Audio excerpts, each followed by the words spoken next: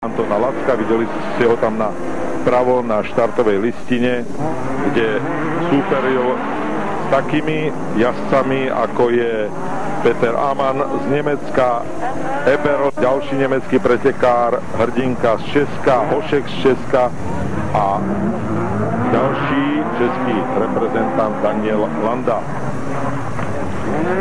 S Peťkou na prvej pozícii si najlepšiu pozíciu po štarte vypracoval Walter Eberl.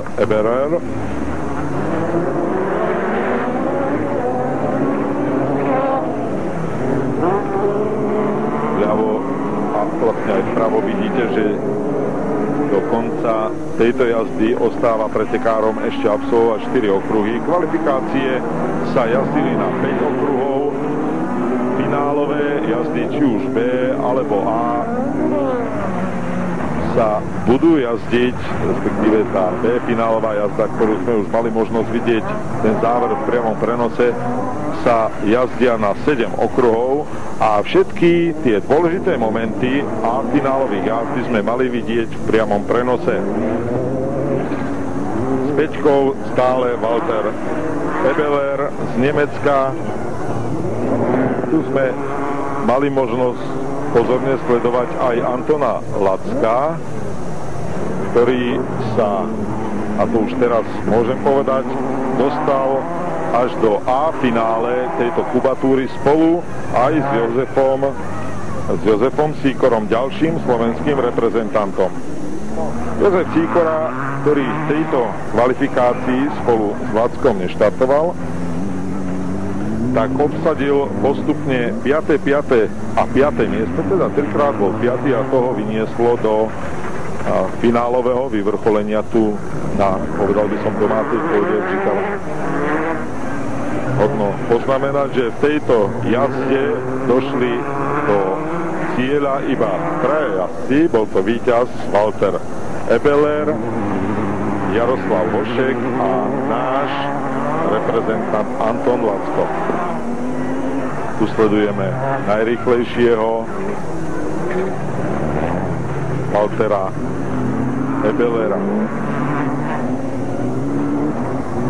Zaj, pán Vlasatý, toto bola tiež vaša trieda. Kedy naposledy ste sedeli v Bugine? Bolo to v roku 95, keď som získal ako ten záverečný titul z zóny Strednej Európy, ako majstra zóny Strednej Európy v 95.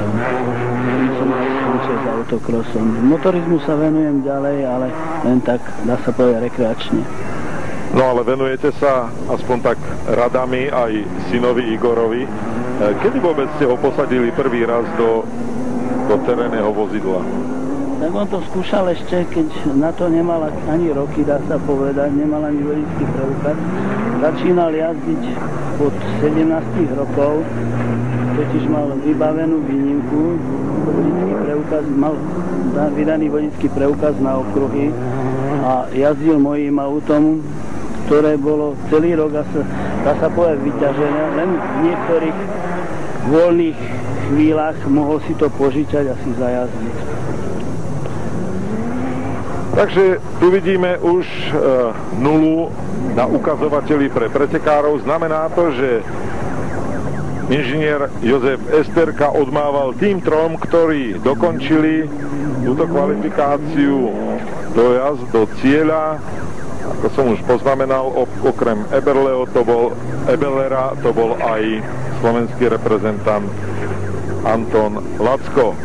No a všetko sa už bude pripravovať na finálové vyvrcholenie seriálu majstrovstiev Európy tu v tomto peknom areáli v Žitavanoch, kde sa zišlo takým odhadom okolo 5000 divákov. Teraz budeme čakať na prvé finálové jazdy. Prvá finálová jazda by sa mala začať o takých 7 minút, o 15:40 minúte a potom už by mali v takých pravidelných intervaloch prebiehať všetky 3 disciplíny, či už to bude prvá divízia tých riadnych aut, oplechových, ako vravia autokrosári, alebo to bol už autokrosové špeciály do 1600 a do 3500 kubických centimetrov. Čím sa podľa vás, pán Vlasatý, odlišuje toto obdobie